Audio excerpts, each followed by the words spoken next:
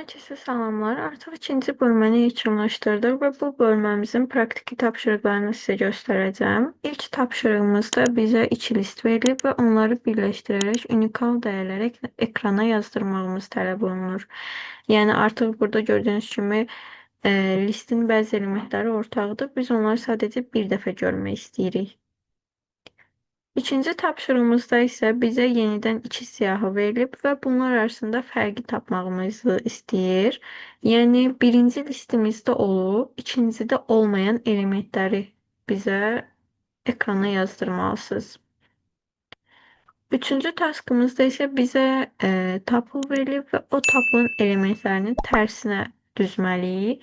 Yəni burada artıq birdən 6'ya doğru gedir. Siz isə yeni tablo yaradaraq 6'dan 1'e doğru getməsini göstərməlisiniz.